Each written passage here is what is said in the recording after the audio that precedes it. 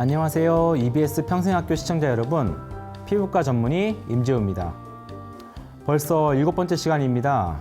오늘은 지난 강의에 예고해 드렸던 피부 종양 2번째 시간, 피부 악성 종양에 대해서 이야기해 보겠습니다. 모든 장기에 악성 종양이 있듯이 피부에도 악성 종양, 즉 피부암이 있는데, 오늘은 피부암의 원인과 병변의 모양, 진단과 치료 및 예후까지 알아보도록 하겠습니다. 피부 악성 종양 중 처음 설명드릴 것은 광선각화증입니다. 광선각화증은 우리가 시골에서 할머니들한테 흔히 볼 수 있는 질환인데요. 할머니들한테 이제 얼굴에 부스럼이 생기는데 몇 년 동안 낫지 않는다, 이거 연고 발라도 안 된다, 대부분이 광선각화증입니다. 광선각화증, 햇빛에 의해서 각질이 생긴다 해서 광선각화증인데, 솔직히 이거는 피부암으로 분류하기보다는 피부암으로 가고 있는 단계입니다. 광선각화증의 원인은 일광 노출이죠. 그래서 햇빛이 센 시간에 햇빛을 많이 보는 분들한테 광선각화증이 오고요. 저는 그런 얘기를 많이 합니다. 젊으실 때 농사 지으면서 노력하고 힘들게 사신 분들이 나이가 드셔서 피부라도 좋아야 되는데, 그런 분들이 나이가 드셔서 광선각화증, 피부암들이 훨씬 더 많이 생깁니다. 모든 피부암, 대부분의 피부암의 원인이 자외선이기 때문입니다. 광선각화증의 증상은 각질이 있고 붉은 갈색 또는 검정 갈색을 띠는 반점이고 구진으로 나타납니다. 대부분이 자외선 때문에 발생하기 때문에 노출 부위에 발생하고, 환자분들이 호소하는 증상은 이 부스럼이 낫지 않는다고 내원하십니다. 치료는 병변의 위치와 개수에 따라서 결정하게 됩니다. 치료는 여러 가지가 있는데 대부분 냉동 치료를 많이 합니다. 냉동 치료하면은 집에서 할 수 있는 걸로 오인하시는데, 냉동 치료라는 거는 액화 질소가 병원에 있습니다. 그걸로 광선각화증이 침범할 수 있는 피부 밑에 층까지를 얼려버리는 겁니다. 그래서 거기 밑에 물집을 만들어서 광선각화증 안 좋은 세포를 떨어뜨려 버리는 방식이 냉동 치료인데, 광선각화증, 그 다음 설명드린 보웬병, 이런 거에 치료로 많이 사용되고 있고, 냉동 치료기가 없다면 광선각화증은 일단 암으로 가고 있는 단계이기 때문에 CO2 레이저, 전 빼는 레이저로 긁어서 깨끗이 없애도 호전되는 경우가 많습니다. 다음 설명드릴 피부암은 보웬 디지즈입니다. 보웬병이라고 하고요. 최초에는 이거를 암으로 분류하지 않았습니다. 전암병변, 암이 되기 전 단계의 질환으로 취급했는데, 최근에는 상핀의 편편 상피세포암으로 분류하고 있습니다. 보웬병의 발생 원인은 좀 특이합니다.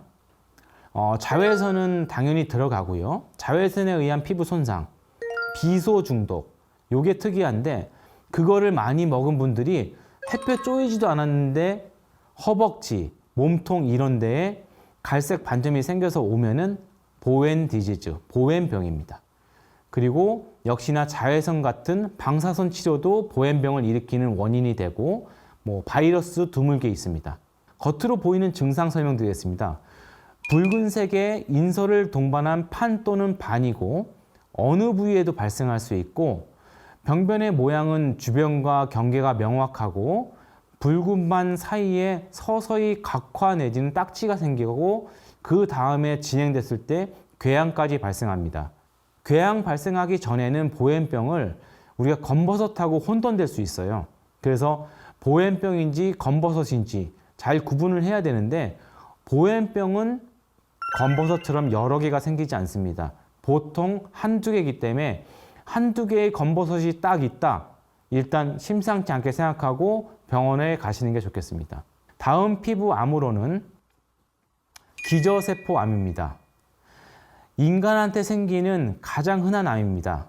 가장 흔한 암이라는 건 피부뿐만 아니고 다른 장기에도 가장 흔하다는 겁니다. 최근 유병률도 증가하는 추세고, 피부 기저세포암은 60대 이상에서 가장 많이 발생합니다. 왜냐? 원인이 자외선이기 때문입니다. 어느 정도의 자외선이 계속 누적돼서 세포 유전자 변이를 일으켰을 때 암 변이로 가는 겁니다. 기저세포암은 전이하기보다는 국소적으로 밑으로 들어갑니다. 전이가 없기 때문에 기저세포암으로 사망할 확률은 매우 낮습니다. 겁먹으실 필요 없습니다. 치료하면 다 좋아집니다. 치료되지 않은 암이 조직 밑으로 파고 들어갈 때는 피하, 근육, 뼈까지 들어갈 수 있기 때문에 무시해서는 안 됩니다. 이걸로 사망하지 않는다는 거지 가만히 있지는 않습니다. 밑으로는 계속 들어갑니다. 전이를 안 갈 뿐입니다. 치료는 조기에 발견했을 경우에 외과적 절제로 프리 마진이라고 하죠. 암이 5mm면 마진에서 5mm 내지는 1cm를 띄어서 그냥 도려내 버리면 완치입니다. 기저세포암의 경우에는 5mm 정도로 띄면 되고요. 다음 설명드릴 편평산피세포암은 조금 다릅니다. 편평산피세포암은 피부암 중에서 위험한 정도로 따졌을 때 이제 중간을 넘어갑니다. 기저세포암까지는 저는 위험하지 않다고 합니다. 편평산피세포암은 약간 전이를 갑니다. 각질 형성세포에서 유래한 악성 종양이고 역시나 기저세포암처럼 60대에서 가장 흔합니다. 실외 활동을 많이 하는 환자분한테 발생하고 농사를 지었거나 농부들한테 많이 발생되는 경향이 있습니다. 제 임상 경험입니다. 임상 증상은 노출 부위에 생기겠죠. 얼굴 위쪽, 그 다음에 전완부, 위쪽보다는 밑에 쪽에 생기고 손등, 입술의 특징인데 윗입술에 뭐가 생겼다 하면은 암 의심하지 않습니다. 아랫입술에 뭐가 생겼다, 암부터 의심해야 됩니다. 햇볕을 봤을 때 밑에 봤기 때문에 위에는 암 병변이 거의 생기지 않습니다. 초기에는 국소적으로 튀어나온 병변으로 생기고 서서히 커지면서 단단해지고 나중에는 궤양이 생기게 됩니다. 기저세포암보다는 재발과 전이가 흔하고 종양의 크기가 2cm를 넘어갈 경우에는 이걸로 인해 사망할 확률도 올라가게 됩니다. 다만 편평상피세포암 역시 제가 만난 외래 환자의 경우 이걸로 사망하신 경우는 거의 보지 못했습니다. 그 전에 치료하시면 되고 절제하시면은 이걸로 사망할 확률은 대단히 낮습니다. 다음 설명드릴 암, 아주 무서운 암입니다. 이 암은 쉽게 설명드리면 안 됩니다. 내가 아는 분이 피부암으로 돌아가셨어. 다 이거라고 보시면 됩니다. 피부 흑색종이고요. 높은 사망률, 높게는 50%가 사망한다고 되어 있습니다. 50% 사망하는 일반 암도 흔치 않습니다. 피부 흑색종의 사망률이 근 50%입니다. 그래서 피부 흑색종은 4가지 분류가 있는데 2가지만 우리나라에서 흔하기 때문에 2가지만 설명드립니다. 말단 흑자 흑색종, 말도 어렵죠? 손끝, 발끝에 생기는 검은 반점이 있으면 이런 겁니다. 한국에서 가장 흔한 유형이고 약 60%를 차지합니다. 이것 때문에 외래 많이 옵니다. 손가락이 검해졌어요. 손톱에 검은 선이 생겼어요. 다 이것 때문에 오시는 겁니다. 흑색종일까 봐. 제가 본 95%가 아닙니다. 일단은 안심하셔도 됩니다. 하지만 흑색종 중에서 우리나라에서는 가장 흔하다는 거.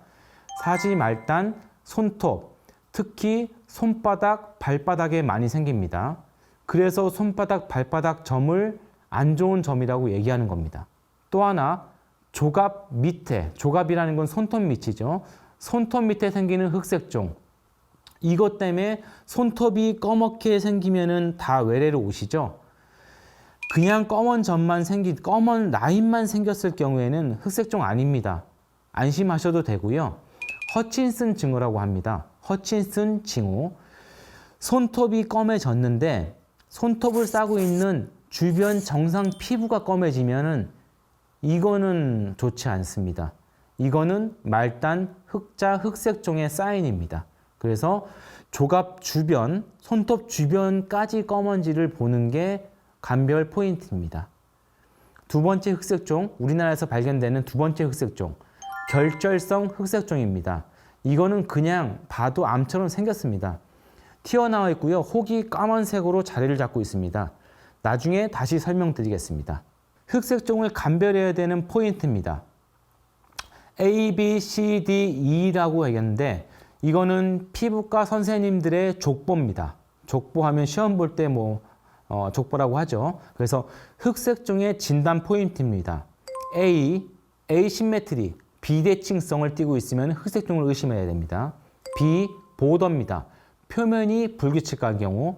C, 색깔이 다양할 경우, 컬러입니다. D, 크기, 다이아미터, 크기가 6mm 이상인 경우. 이볼루션, 표면 상태가 이상하거나 위성병변, 여기 하나 암이 있었는데 다른 병변에 검은 점이 생겨. 이거는 암을 시사하는 소견입니다. 요 5가지가 있을 경우에는 암을 의심해야 됩니다.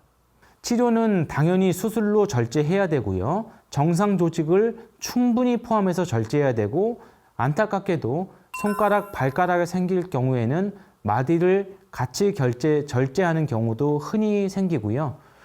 종아리에 생기는 경우에는 무릎 밑을 절제하는 경우까지 생기는 게 흑색종이 그 정도로 무섭습니다.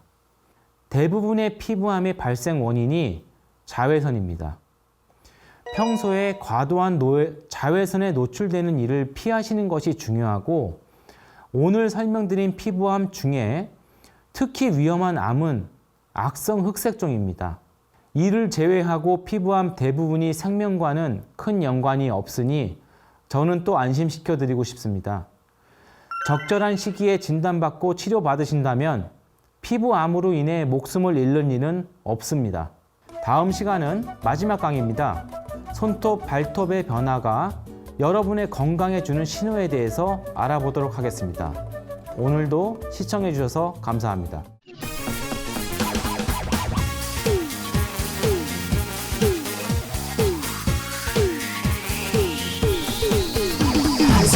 Go!